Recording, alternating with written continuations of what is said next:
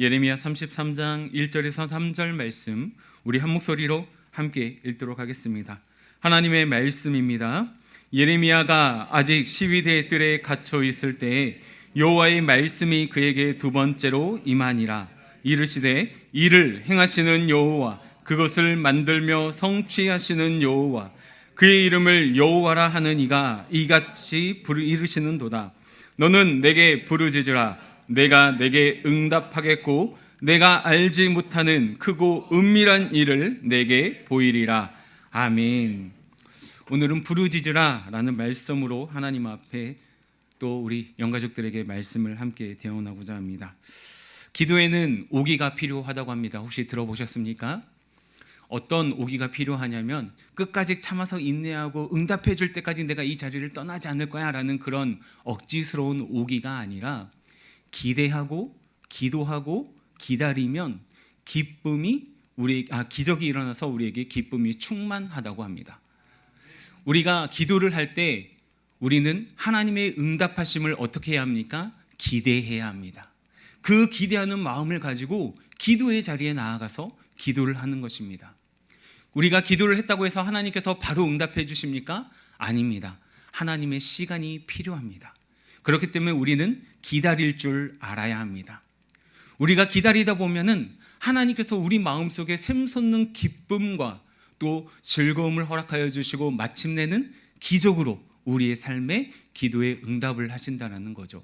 그렇기 때문에 우리 사랑하는 성도들, 오기를 가지고 하나님 앞에 끝까지 기도하는 기도의 용사들이 되시기 바랍니다. 예레미야 하면 항상 따라다니는 별명이 있습니다. 통곡과 눈물의 선지자라는 별명이 있습니다. 그래서 예레미야는 예레미야 애가 슬픈 노래를 지은 사람이기도 합니다.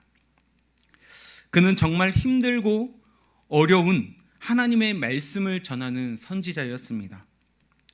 예레미야는 약관 20세의 나이에 하나님의 관건적인 소명을 받았습니다. 그리고 그는 아나돗이라는 곳의 출신이었습니다. 이 당시 아나돗은 사실 유배지였습니다. 그의 부모가 어떠한 잘못을 저질렀든지 아니면 그의 조상 중에 한 명이 어떠한 잘못을 저질렀는지 모르겠지만 유배지로 쫓겨난 몰락한 가문의 후손이라고 볼 수 있습니다.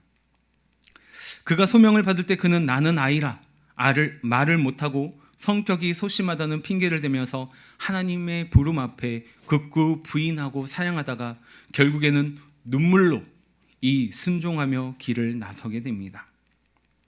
오늘 말씀의 시작은 예레미야가 갇혀있는 상황으로부터 시작됩니다. 예레미야가 갇히게 된 사연은 32장 1절에서 5절에 나와 있습니다. 제가 읽어드리겠습니다. 유다의 시드기야 왕 10째 해, 곧 느부갓네살 18째 해에 여호와의 말씀이 예레미야에게 임하니라.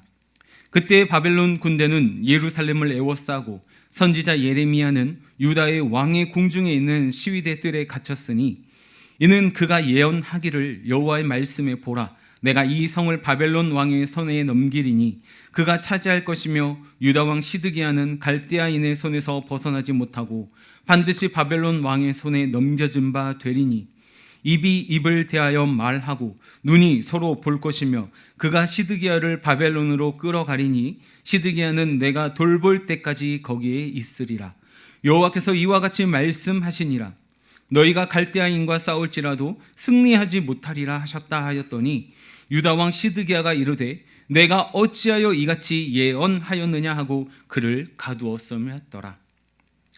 시드기야는 유다의 현재의 왕이고 느부갓네살 왕은 유다를 정복하기 위해서 시시탐탐 노리고 있는 갈대아 사람 바벨론의 왕이었습니다. 지금 예레미야 선지자는 유다를 향해, 그것도 왕과 권력자들에게 찾아가서 남유다의 멸망을 예언하고 있는 것이죠. 심지어 왕까지 끌려갈 것이라는 하나님의 말씀을 전하고 있습니다. 이러한 이야기를 들으면 사람들이 싫어하고 자신을 미워할 것이라는 예레미야는 너무나 잘 알고 있었습니다. 그럼에도 불구하고 예레미야는 왜 이러한 메시지를 전달해야만 했을까요? 그 이유는 하나님께서 이 메시지를 예레미야에게 맡기셨기 때문입니다. 이것은 하나님의 말씀을 맡은 자의 책임이고 이 시대의 복음을 맡은 자들의, 그리스도인들의 엄중한 책임 중에 하나이기 때문입니다. 이런 의미에서 예레미야는 정말 사람들로부터 미움을 받고 수많은 고난과 고통의 길을 걸었지만, 그렇다고 해서 그는 하나님의 메시지를 자기의 임의대로 사람의 입맛에 맞게 전한 것이 아니라 하나님의 말씀을 있는 그대로 선포했습니다. 끝내 그는 이스라엘 사람들이 그를 때리고 애굽으로 끌고 가다시피 피난을 갔다가 그 땅에서 죽은 것으로 전해지고 있습니다. 일생 동안 결혼 한번 해보지 못하고 남들 누리는 일상적인 행복 한번 누려보지 못했던, 그러나 그는 하나님의 사람으로부터 살아가는데 전혀 부족함이 없었던 사람이었습니다. 이러한 삶을 살았던 예레미야가 오늘 말씀을 통하여 하나님이 누구신지 분명히 알려주고 있다는 것입니다. 오늘 본문 1절, 2절을 다시 함께 읽도록 하겠습니다. 예레미야가 아직 시위대 뜰에 갇혀 있을 때 여호와의 말씀이 그에게 두 번째로 임하니라. 이르시되 이를 행하시는 여호와, 그것을 만들며 성취하시는 여호와, 그의 이름을 여호와라 하는 이가 이와 같이 이르시도다. 아멘. 먼저 예레미야가 알려주는 하나님은 어떠한 분이십니까? 이를 행하시는 여호와라고 이야기하고 있습니다. 이 말의 뜻은 모든 일은 하나님으로부터 시작된다는 것입니다. 사람으로부터 시작된 일은 단 하나도 없습니다. 모든 일은 하나님께서 주관하시고 그 일을 다 이루어 가시는 분이십니다. 우리는 우리에게 주어진 일들을 다 마치지 못하고 떠나는 존재입니다. 우리는 우리에게 맡겨진 일들을 잠깐에 하다가 갈 뿐입니다. 우리가 진정으로 무슨 일을 할 수 있는 사람도 아니고, 우리가 진정으로 일을 완수할 수 있는 사람들도 아닙니다. 오직 일을 만드시는 분, 일을 시작하는 분, 그리고 일을 완성해 나가시는 분은 우리 하나님 한 분밖에 없음을 믿으시기 바랍니다. 십자가상에서 주님께서 다 이루셨다라고 말씀하셨습니다. 사람의 눈으로 보았을 때 이루어진 것이 하나도 없고 철저한 실패요, 수치스럽고 저주스러운 죽음이었습니다. 하지만 주님께서는 다 이루셨다라고 말씀하십니다. 사랑하는 성도 여러분, 다 이루셨다라는 이 말씀을 믿으십니까? 아멘. 하나님께서는 이 말씀처럼 다 이루시는 분이십니다. 우리는 일을 알지 못합니다. 우리는 잠시 조그만 일, 맡겨진 일 하다가 떠나가는 존재일 뿐입니다. 그러나 하나님은 하나님의 그 크신 능력과 표심팔로 다 이루어 가시는 분이십니다. 그렇기 때문에 하나님을 믿는 사람들은 다 이루신 완료형, 완료된, 이미 끝난 그 시점에서 우리의 인생을 살기 시작해야 한다는 것입니다. 구약에서 여호수아서 21장 45절에 보면은 다 이루신 하나님에 대해서 여호수아는 이렇게 고백을 하고 있습니다. 여호와께서 이스라엘 족속에게 말씀하신 선한 말씀이 하나도 남음이 없이 다 응하였도다. 아멘. 여호수아가 죽음을 앞두고 그의 인생을 뒤돌아보니 하나님께서 말씀하신 것이 하나도 이루어지지 않은 것이 없다라는 것입니다. 우리 모두의 삶의 마지막 고백이 이런 고백이었으면 합니다. 내 인생에 말씀하신 것들 중 이루어지지 않는 것이 하나도 없습니다. 내 욕심을 위해 구한 것은 하나도 이루어지지 않았는지는 몰라도 하나님께서 약속하신 것, 하나님께서 언약하신 것 다 이루어졌습니다 라고 우리의 마지막 삶의 순간에 고백할 수 있기를 축복합니다. 5만 번 이상 기도 응답을 받았다고 하는 조지 밀러에게도 마지막 두 가지 기도는 응답이 되지 않았습니다. 그것은 사랑하는 두 친구들의 구원을 위한 기도였습니다. 친구들의 구원을 위해 간절히 기도했지만 그의 삶의 여정 가운데에서 이 기도는 응답이 되지 않았습니다. 그러나 그 친구 중 한 사람은 조지 밀러의 장례식장에서 주님을 영접하였고, 또 다른 한 사람은 얼마 안 있다가 예수님을 영접하게 됩니다. 조지 밀러라고 해서 전부 다 응답된 것은 아닐 것입니다. 하지만 그가 하나님의 뜻을 따라서 교한 것은 단 하나도 응답되지 않는 것이 없다라고 이야기하고 있는 것이죠. 그래서 에스겔 선지자도 이렇게 이야기합니다. 에스겔서 12장 28절 말씀입니다. 그러므로 너는 그들에게 이르기를 주 여호와의 말씀에 나의 말이 하나도 다시 더디지 아니할지니 내가 한 말이 이루어지리라. 나 주 여호와의 말이니라 하셨다 하라. 주님은 더디지 않습니다. 결코 늦지 않습니다. 하나님의 때는 실수가 없습니다. 우리 생각에는 더디 오는 것 같고 안 들으시는 것 같고 하나님 안 계신 것 같지만 하나님은 다 듣고 계시고 다 알고 계신다는 것입니다. 단지 하나님의 시간을 재고 있을 뿐입니다. 어떤 시간을 재고 있습니까? 우리가 응답받기 합당한 시간입니다. 하나님께서는 우리의 기도 제목들을 다 알고 계십니다. 하나님께서는 우리의 중심을 아십니다. 하나님께서는 우리가 어떠한 목적으로 기도하는지 동기도 다 알고 계신다는 것입니다.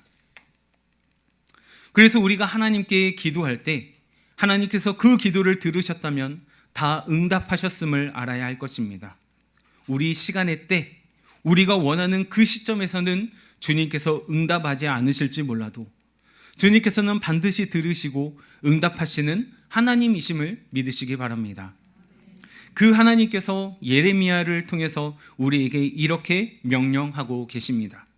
예레미야 33장 3절 말씀입니다. 함께 읽겠습니다. 너는 내게 부르짖으라. 내가 내게 응답하겠고 내가 알지 못하는 크고 은밀한 일을 내게 보이리라. 아멘. 너는 내게 부르짖으라 라고 이야기하고 있습니다. 분명한 것은 명령으로, 그리고 기도의 대상이 사람이 아닌 하나님께 부르짖으라 라고 이야기하고 있다는 것이죠. 기도란 하나님께 부르짖기로 결단하는 것입니다. 여기서 부르짖으라 라는 단어는 히브리 말로 카라라는 동사입니다. 카라의 뜻은 크게 세 가지 뜻이 있고 다른 여러 가지 부수적인 뜻들도 있습니다. 먼저 이 큰 세 가지를 잠깐 살펴볼 텐데, 카라는 큰 소리로 외치다라는 뜻입니다. 사람이 다급하면 어떻게 되어 있습니까? 큰 소리로 외치게 되어 있습니다. 급하면 결코 작은 소리로 말하지 않습니다.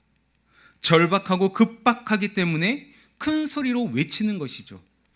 예를 들어서 물에 빠져 죽어가는 사람이 있습니다. 그 사람들이 지나가는 사람들에게 저기요, 시간이 나면 저 좀 살려주시겠습니까? 저기 물에 뜰 만한 뭔가를 좀 들려주시면 안 될까요? 작게 소곤소곤 이야기하겠습니까? 아니면 살려주십시오, 제발 나를 살려주십시오 라고 하면서 부르짖을까요? 만약에 집이 불이 났을 때 불이 났습니다, 불을 꺼주세요, 119를 불러주세요 이렇게 할까요? 아니면 불이야 불 하면서 크게 부르짖을까요? 당연히 부르짖지 않겠습니까? 이렇게 외칠 때 사용되는 단어가 바로 카라입니다. 두 번째는 카라는 어떠한 특별한 임무를 위해서 부를 때 사용되어집니다. 그리고 세 번째 카라는 선포 또는 선언하는 행위입니다. 부르짖는다라는 것은 하나님이 주인이심을 선언하고 선포하는 행위인 것입니다. 그냥 단순히 목소리만 크게 내면서 소리를 지르는 것, 이것을 부르짖는다라고 하는 게 아니라 큰 소리로 외치긴 하지만 더 중요한 것은 내 인생의 주인은 내가 아니라 하나님이시라는 것을 선포하는 것, 이것을 카라, 부르짖는다라고 하는 것입니다. 그래서 기도하는 자리는 내가 주인됨이 아니라 하나님이 주인됨을 선포하고 선언하는 자리입니다. 이 자리의 주인은 오직 하나님 한 분이십니다. 이를 행하시는 분도 하나님이시요 이를 다 이루어 가시는 분도 하나님이시지 내가 아닙니다. 이것을 고백하는 자리가 바로 기도의 자리라는 것이죠. 그렇기 때문에 여기에서 사용된 부르짖다라는 카라는 정확한 의미로는 하나님의 경영과 역사를 선언하고 선포하는데, 그 무엇으로도 선언하고 선포하는 것입니까? 바로 기도로 선포하고 선언한다라는 것이죠. 그래서 기도는 하나님의 역사와 하나님의 경영을 온 세상에 의심하는 자에게 담대하게 선언하고 선포하는 작업인 것입니다. 우리가 기도로 선포해 놓으면 이제 그 일을 누가 성취하십니까? 일을 만들며 성취하시는 분은 여호와, 일을 행하시는 여호와께서 그 결과를 우리에게 주신다라는 것입니다. 우리가 기도로 선포하면 하나님께서 그 일을 행하시고 그 일을 만들며 성취하시는 분께서 그 일을 친히 이루어 가시는 것이죠. 그래서 우리는 기도로 그 하나님의 경영을 계속해서 선포하며 나아가야 할 필요가 있는 것입니다. 이렇게 우리가 고백하고 기도하며 부르짖을 때 하나님께서는 반드시 응답하겠다라고 말씀하셨습니다. 이뿐만 아니라 내가 알지 못하는 크고 은밀한 일을 너희에게 보이겠다라고 말씀하십니다. 지금 예레미야에게 응답하시는 하나님, 말씀하신 하나님께서 크고 은밀한 일이라 라고 이야기하는 것은 이스라엘 백성들, 특히 남유다 백성들에게 닥칠 엄청난 재앙인 바벨론의 포로로 끌려가는 사건을 이야기하고 있습니다. 하지만 분명한 것은 이것이 끝이 아니라는 것입니다. 힘들고 괴로운 포로 생활이 끝이 아니라는 것이죠. 그렇다면 크고 은밀한 일은 무엇일까요? 그것은 바로 70년이 있다가 그들이 다시 돌아올 것이라는 것입니다. 회복에 대한 약속이 있다라는 것이죠. 하나님께서는 다 계획이 있으십니다. 미래에 대한 계획이 다 있으십니다. 놀랍게도 70년 뒤에 너희들은 포로의 생활을 마치고 돌아오게 될 것이라는 것입니다. 직접적으로는 70년 포로 생활에서 해방이지만 더 나아가서는 예수 그리스도께서 오셔서 우리를 모든 죄악에서 구원하실 것이라는 것입니다. 하나님께서는 영원에서 영원까지 내다보고 계십니다. 멀리 예수 그리스도의 십자가까지 바라보고 계시고 있다는 거죠. 하나님께서는 결국 이 모든 일들을 다 이루실 것입니다. 십자가의 그 사건을 통하여서 모든 일을 완성하셨습니다. 이런 크고 은밀한 일은 우리가 부르짖을 때 알게 되고 깨닫게 된다는 것입니다. 하나님이 내 삶의 주인이 되심을 기억하고 예수 그리스도께서 나의 주인 되심을 기억할 때 우리는 하나님의 그 큰 비밀을 알 수 있게 됩니다. 이것은 보통 사람에게는 알려지지 않는 비밀인 것입니다. 그렇다면 이것은 우리가 전혀 모르는 비밀일까요? 아닙니다. 다 알 수 있는 비밀입니다. 어떻게 알 수 있습니까? 바로 우리에게 주신 성경을 통해서 우리는 알 수 있는 것이죠. 그렇기 때문에 우리는 이 말씀을 읽어야 합니다. 우리에게 주신 말씀을 읽고 묵상하며 기도해야 하나님의 그 크신 뜻을 알 수 있다는 것이죠. 그래서 우리가 필요에 따라 하나님의 말씀을 배우기도 하는 것입니다. 그래서 계시록에서는 뭐라고 하고 있습니까? 이 예언의 말씀을 읽고 듣고 묵상하는 자에게는 복이 있다라고 이야기하고 있는 것이죠. 우리가 하나님을 향해 바라보며 부르짖기 시작하면 하나님께서는 이러한 비밀한 일들, 구속사의 온전한 섭리가 우리의 눈앞에 펼쳐지듯이 보여주시는 것입니다. 이는 마치 산 정상에 올라가 서면 모든 전경이 파노라마처럼 펼쳐지듯이 창세기부터 요한계시록까지 창조에서 종말에 이르기까지 그 전 역사가 우리의 눈앞에 생생하게 펼쳐지게 되는 것이죠. 이것이 기도의 자리에서, 기도의 현장에서 펼쳐지게 되는 것입니다. 이것이 지금 하나님께서 말씀하고 있는 크고 비밀한 일이라는 것입니다. 크고 은밀한 일이 이스라엘 백성들이 포로로 끌려가게 될 사건이라고 앞에서 이야기했습니다. 그렇다면 이들이 포로로 끌려가게 되면서 무엇을 위해 기도해야 할까요? 당연히 그들의 구원을 위해서, 회복을 위해서 기도할 것입니다. 하나님, 우리를 이 포로의 생활에서부터 자유함을 주십시오. 우리를 회복시켜 주십시오. 우리를 용서하여 주시옵소서. 이렇게 기도를 드릴 것입니다. 우리도 마찬가지입니다. 우리에게 어떠한 일이 닥쳤을 때, 고난이 찾아왔을 때 제일 먼저 우리가 왜 기도의 자리로 나아가야 합니까?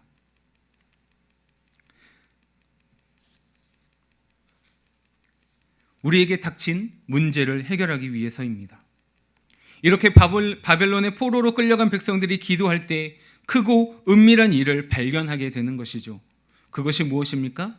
그것은 우리가 이렇게 고통스러움을 당하는 것은 우리 조상들이 하나님을 버리고 우상을 숭배한 죄와 우리가 하나님의 명령인 말씀에서 멀어지고 떠났기 때문이구나라는 것을 깨닫게 된다는 것이지요. 우리 모든 성도님들은 사무엘상에 나오는 한나의 이야기를 잘 알고 있을 것입니다. 사사기의 칠흑 같은 어둠의 역사 속에서 아이를 갖지 못하는 불임의 한 여인 한나가 등장합니다. 그 여자는 처음에 하나님 앞에 나아가서 이렇게 기도하죠. 아들을 내게 주세요. 내 인생이 너무 비참합니다. 아들을 위해서 성소에서 간절히 기도하죠. 매일매일 통곡의 기도를 드립니다. 그러다가 어느 순간 하나님의 크고 비밀한 일을 보게 되었습니다. 나는 아들을 달라고 기도했는데 이 기도 속에서 하나님의 심정과 통하게 되었다라는 것이죠. 그렇게 해서 깨닫게 된 것이 무엇입니까? 하나님이 나의 불임과 슬픔을 통해서 이 시대를 바라보시는 하나님의 슬픔을 보여주고 계신다라는 것이죠. 하나님의 슬픔은 무엇입니까?